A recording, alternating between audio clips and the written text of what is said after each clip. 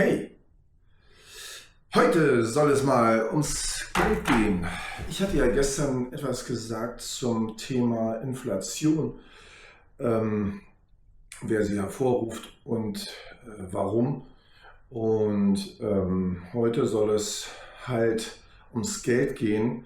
Wozu dient Geld und welche Wichtigkeit hat es? Da ist ja dieser merkwürdige Fakt, dass sich ein riesiger Anteil dessen, was wir normalerweise tun, ums Geld dreht. Wir wissen in der Regel nicht so genau, wie es hergestellt wird, wie es zustande kommt, wer darüber die Macht hat, welche Institutionen darüber wachen oder damit versuchen, Ziele zu erreichen, die nicht hundertprozentig in unserem Interesse sind. Kleine Nebenüberlegung. Es ist ja insbesondere in der Wirtschaft immer so, dass die Menschen sich im Besitz der Macht glauben. Und zwar deshalb, weil sie sehen, dass die Wirtschaft ja aus ihnen kommt. Sie selber sind die Wirtschaft, sie tun also alles dafür. Und nun ist eigentlich immer die Überlegung, dass der Mensch bei seiner hohen Intelligenz und bei seinen Fähigkeiten, er hat ja den Mond schon erreicht, ist auf dem Mond rumspaziert und dennoch scheint es irgendwie unmöglich, dass diese hohe Intelligenz dazu führt, dass Kriege nicht mehr stattfinden, dass die Währung nicht manipuliert wird, dass ein gesellschaftlicher Friede herrscht, dass man also sozusagen immer das Vernünftige tut.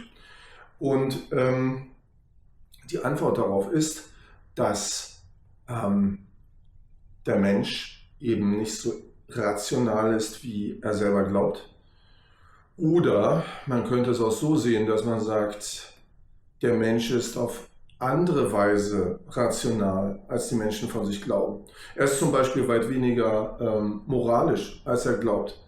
Er ist weit weniger darauf bedacht, dass alles gleich sein soll, als die Menschen glauben. Ne? Die Menschen glauben ja, sie sind mal sehr fürs Soziale und sie wollen eine Gleichheit herbeiführen und das sei das ultimative Ziel. Das ist ja auch das, woher der Gedanke kommt, dass Sozialismus eigentlich gut ist. Es ist also ein Verkennen der Lage. Und ich weiß ein bisschen, wovon ich rede, wenn ich sage, die Menschen machen sich wenig Gedanken um das Geld, wie es zustande kommt. Denn das war bei mir genauso. Also ich habe vor vielleicht 15 oder vielleicht 10 Jahren intensiver darüber angefangen nachzudenken. Und vieles macht da dann auch Sinn, wenn man darüber nachdenkt. Ich kann ja ein wenig berichten aus der DDR, wo das Geld also ja auch, wenn man so will, missbraucht wurde für alle möglichen Zwecke und man kann ja noch benennen, inwiefern. Man muss sich also, wie gesagt, darüber klar machen, wir verwenden einen großen Teil unseres Lebens darauf, Geld zu verdienen. Wir arbeiten den ganzen Tag, wir machen 10.000 Dinge, wir überlegen und planen und alles dreht sich eigentlich ums Geld. Aber wie kommt es überhaupt zustande und wozu ist es? Das Geld ist natürlich ein sehr, sehr wichtiger Schmierstoff für jede Ökonomie, für jede moderne Ökonomie. Hätte man kein Geld, müsste man also wieder die Waren und Dienstleistungen, die erzeugt werden, gegeneinander tauschen direkt. Ne? Also der eine sagt, er kann ein Auto reparieren, der zweite sagt, er kann was programmieren. Wie kommen die beiden nun zusammen? Sie müssten, wenn es kein Geld gäbe, müsste der eine sagen, ich repariere dein Auto und der andere sagt, na gut, dann programmiere ich für dich ein Programm. Was brauchst du denn? Der andere sagt dann vielleicht, ich brauche gar kein Programm. Zu diesem Zweck gibt es eben Geld. Ich habe die 3 Funktionen hier aufgeschrieben. Das Geld ist zuallererst natürlich ein Tauschmittel. Du kannst es universell eintauschen gegen was du willst, ganz verschiedene Leistungen. Rechenmarke, das ist so gemeint, dass du also ganz verschiedene Dinge miteinander vergleichen kannst mit Hilfe dieser Rechenmarke. Also du kannst die Leistungen einer Krankenschwester mit der Leistung eines Professors vergleichen. Natürlich nicht in der Qualität, sondern Wenn du siehst, wie viel verdient der eine und wie viel verdient der andere oder wie viel kostet die Leistung des einen, wie viel kostet die Leistung des anderen. Wobei ich jetzt übrigens in Gottes Willen nicht sagen will, dass die Krankenschwester da irgendwie schlechter abschneidet. Im Gegenteil, oft. Und das dritte ist natürlich die Wertaufbewahrung, also dass du sagst, du hast Geld verdient, du musst es jetzt aber nicht ausgeben, du sparst es. Und du legst dir direkt den Schein unter dein Kopfkissen, unter deine Matratze und hebst ihn auf 1 Jahr oder 5 Jahre und gibst ihn dann aus.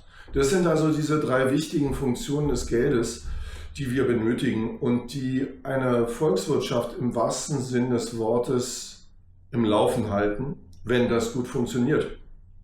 Und wo es nicht mehr so gut funktioniert, da wird eine Volkswirtschaft auch leiden und wird weniger gut funktionieren. Und warum sollte das Geld also nicht gut funktionieren? Wenn man so einen 100-Euro-Schein in der Hand hat oder irgendeinen dieser Geldscheine, dann ist ja klar, es ist nur ein Stück Papier. Im Grunde genommen bedeutet es wenig.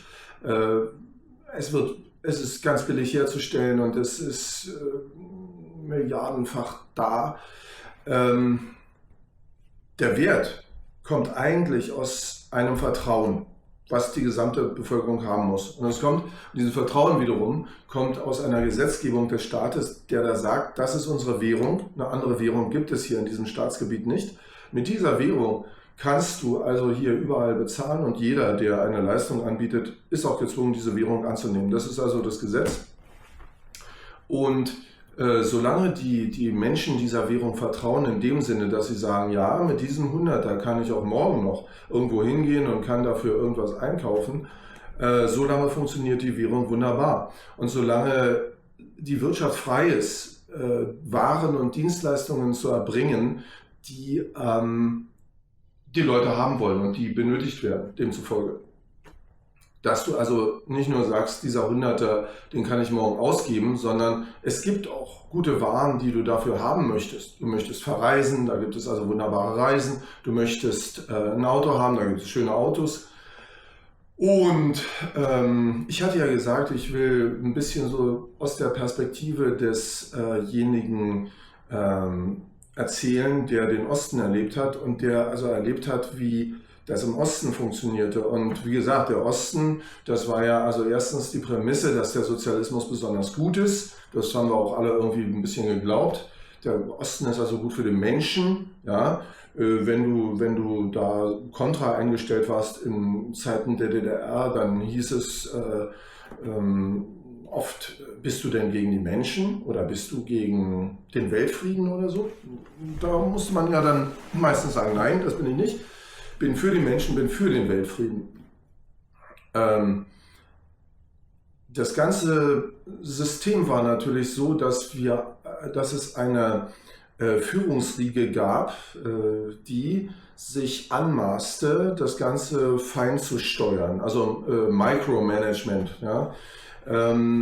Die Idee war, dass diese großen Geister besser wissen, was für die Ökonomie gut ist, als jetzt sagen wir mal, dass im Westen der Fall ist, wenn der Konsument einfach irgendwas kauft, was ihm gelegen kommt und was ihm gut und günstig erscheint. Man muss dazu sagen, dass ohne dass die Leute es im Prinzip merken, die Tatsache, dass sie also bestimmte Produkte kaufen, das ist wie das Überlegen, wie der Nachdenkprozess in einem Gehirn. Man stelle sich die Ökonomie vor wie ein riesiges Gehirn und die Handlungen der einzelnen Subjekte innerhalb dieses Gehirns, das ist wie die Synapsen.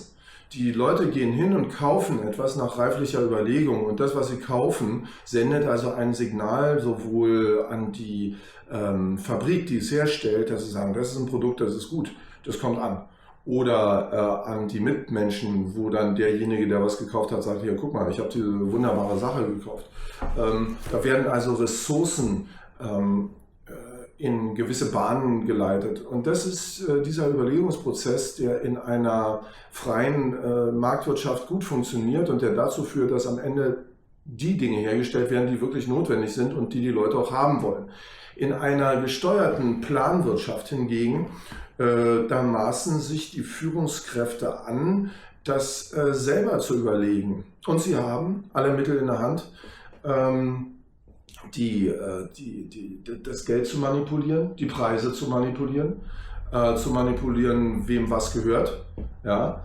Und das hatte in der DDR die Auswirkung, dass jeder wusste, die Währung, die wird jederzeit gedruckt, wenn die Herrschaften es für nötig halten. Das Einzige, was sie davon abgehalten hat, endlos zu drucken, war, dass natürlich, je mehr man druckt, desto mehr verfällt die Währung auch, desto mehr Geldscheine sind da, desto weniger Leistung im Verhältnis zu den Geldscheinen ist da, sodass man sagen kann, die Preise steigen einfach. Dann kommt natürlich sofort der Gedanke, die Preise können nicht so steigen, die sind ja viel zu hoch. So können sich die Leute das nicht mehr leisten. Wir klugen Micromanager überlegen also, wie viel darf ein Brot kosten? Wie viel darf ein Auto kosten? Wie viel darf irgendwas kosten? Und das wiederum hat zur Folge, dass die Dinge rar werden. Also wenn ein Trabant beispielsweise, ein Auto der damaligen Zeit, nicht besonders schön oder so, aber es war ein Fortbewegungsmittel, man sollte es kaufen für ungefähr 10.000 Ostmark, glaube ich. Das war, man könnte sagen, es war teuer, aber andererseits, die Leute hätten viele Trabants gekauft, wenn es nur möglich gewesen wäre. Stattdessen war es so, man musste sich irgendwann mal in seinem Leben anmelden, möglichst früh, also gleich mit 18 oder so, konnte man sich anmelden, ein Auto erwerben zu wollen. Ein Antrag wurde gestellt. Und nach 10 Jahren war es dann schon soweit und man konnte tatsächlich das Auto kaufen. Man musste natürlich noch den Kaufpreis hinlegen. Und das bedeutet, dass die Währung im Grunde nicht viel wert war. Man hatte sie zwar, aber du konntest nicht einfach irgendwas kaufen, sondern du musstest Anträge stellen, wenn du, sagen wir mal, irgendein Gut haben wolltest, was du gerne haben wolltest und es war aber rar, wie zum Beispiel eine Wohnung mieten, dann musstest du zur KWV, zur kommunalen Wohnungsverwaltung. Das war also die kommunistische sagen wir mal, Regulierungsbehörde, der gehörte in Anführungsstrichen der gesamte Immobilienbesitz in Ostdeutschland, also nicht der gesamte, es gab auch noch ein paar in Privatbesitz befindliche Immobilien, aber die allermeisten Immobilien, insbesondere Mietshäuser, verwaltete die. Und da kanntest du dann jemanden, der da vielleicht saß im Büro und dann hast du gesagt, hey, ich gebe dir einen Satz Reifen oder ich gebe dir eine Kiste Erdbeeren oder ich gebe dir einen Schnaps oder so. Und dann musste man natürlich auch noch gut Freund sein mit dem. Ne? Also die Arschkriecherei, die war sozusagen vollumfänglich überall.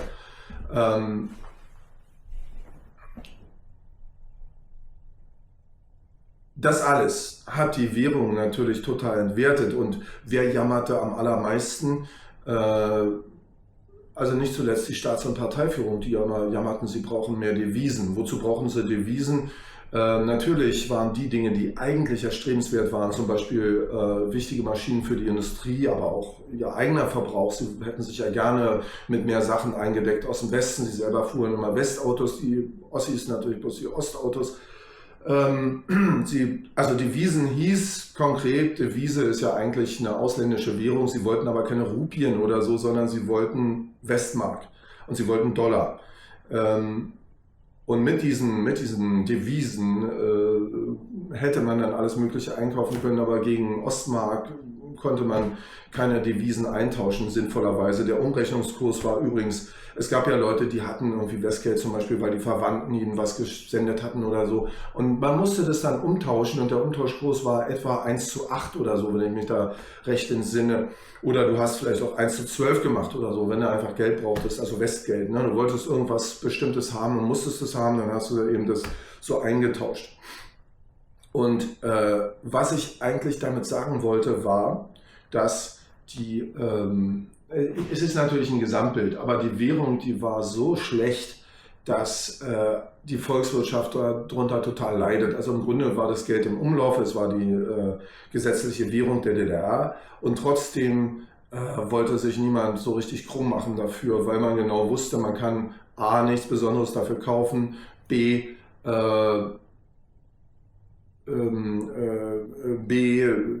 die Währung verliert an Wert, sobald die denken, sie können ein bisschen mehr davon drucken. Man brauchte sie natürlich, um die wichtigen Grundnahrungsmittel zu kaufen, wie Brot und so weiter. Und das war ja dann auch billig wegen dieser Preisregulierungen. Und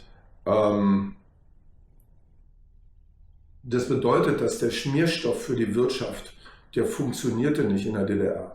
Ja, dann gab es natürlich noch vieles andere, was man jetzt davon loslösen möchte, also zum Beispiel diesen Besitz von allen Produktionsmitteln, der Besitz durch das Volk. Also jeder Betrieb hieß ja VEB, volkseigener Betrieb, und es sollte so sein, als ob dem Volk dieser Betrieb gehört. Aber natürlich wusste jeder, der zu so einem Betrieb geht, dass es nicht sein Betrieb ist, sondern das Sagen hatten ganz andere drüber, also die Parteichefs und die Führungskräfte sozusagen. Wer auch immer hatte da also ein gewisses, aber das Volk hatte kein Verfügungsrecht darüber. Auch nicht in dem Sinne, dass ihnen der Profit zustand oder dergleichen. Oder dass sie vielleicht überlegt hätten, oh, wir haben hier eine Notsituation, wir verkaufen mal irgendwas von unserem Betrieb. Das heißt also, diese Funktionen, die das Geld ja normalerweise hat und haben sollte, büßten graduell ihre Wirksamkeit ein. Als Tauschmittel war das Geld der DDR nicht so richtig zu gebrauchen, denn wie gesagt, das Streben danach, dieses Geld haben zu wollen, war nicht besonders hoch. Und es gab Professionen, die sagten, wir arbeiten für das Geld nicht. Wir wollen Westgeld. Das war zum Beispiel meiner Ansicht nach Kfz-Mechaniker. Also jeder, der in Ostzeiten irgendwas Praktisches machte, der war besser dran als ein Akademiker. Die Akademiker wurden natürlich immer in Ostgeld bezahlt, aber manche Praktiker, die irgendeine Leistung erbrachten, die wichtig ist, die haben einfach gesagt, wir nehmen Westgeld und was anderes nicht. Ja, und wenn sie das nicht bekommen haben, haben sie gesagt, na gut, dann lassen wir das. Ja, oder sie hatten irgendwie Zugang zu Ersatzteilen von Autos. Ne? Also das Problem hörte in der DDR nie auf, ne? Dass du irgendwas brauchtest, das gab es aber nicht. Ne? Du bist zigmal zum Laden hingegangen, hast gesagt, wann habt ihr denn das Teil? Ja, kommen Sie nächste Woche wieder, dann ist Lieferung. Ob das Teil mitkommt, wissen wir nicht, aber Sie können ja mal gucken. Ne? Zeit haben Sie. So war das. Und als Tauschmittel ist es also schlecht. Als Rechenmarke ist es im Grunde auch schlecht, weil, wie gesagt, diese Manipulation der Geldmenge, die Manipulation von allem führt als letztes Reasoning am Ende dazu, dass die Großkopfigen sagen, wir müssen bestimmen, was die Preise sind. Weil der Markt ist nicht in der Lage, die richtigen Preise zu finden. Ja, die wollen also für ein Brot, sagen wir mal, 5 Mark der DDR, weil sie sagen, das kostet einfach so viel, das herzustellen. Ja, die Währung ist nicht viel wert, wir kriegen also die ganzen Sachen nicht. 5 Mark, sagen wir mal. Und die Staats- und Parteiführung überlegt sich, ja, das ist aber zu teuer für unsere Werktätigen. Die Werktätigen müssen fühlen, dass sie also unterstützt werden. Wir müssen sagen, das Brot kostet 1,20, sagen wir mal. Ich glaube, so ungefähr war es ja auch. Das bedeutet, die ganze Balance zwischen den Preisen ist im Grunde aufgehoben und nicht aussagekräftig. Du weißt nicht wirklich, was die Dinge kosten. Und übrigens, das wissen diejenigen, die das micromanagen wollen, ja auch nicht. Und so gesehen hat das ganze Micromanagement dann sofort auch schon wieder gar keinen Sinn mehr. Und das Dritte ist natürlich die Wertaufbewahrung. Also wer wollte im Osten schon die wertlose Währung aufbewahren? Ich würde sagen, kaum jemand. Es gab zwar auch sowas wie Sparkonten und so, aber im Osten war es eigentlich so, dass sich die Leute Sachen hingelegt haben. Die haben irgendwas gekauft. Also meine Eltern beispielsweise, die hatten sich irgendwelche Bilder gekauft, Ölgemälde und so weiter. Sie waren da nicht besonders... sie hatten da kein besonders gutes Händchen, glaube ich, aber ich meine bloß, es war die Attitüde, einfach irgendwas zu kaufen, was dann materiell war und nicht solche Scheine sich hinzulegen. Und auf diese Art und Weise kann man sagen, hatte die Währung all diese Funktionen, die sie normalerweise haben sollte, zum Teil nicht. Und das mag denjenigen vielleicht etwas sagen, die glauben, dass die Währung entweder diese Funktion hat oder sie nicht hat. Aber es gibt auch so eine Art schleichenden Übergang, der darin besteht, dass die Währung diese Funktion verliert oder teilweise verliert.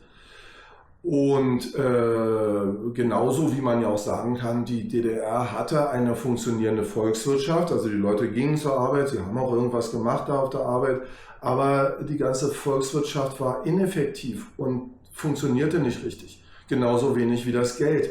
Und ich würde sagen, da ist ein starker Zusammenhang.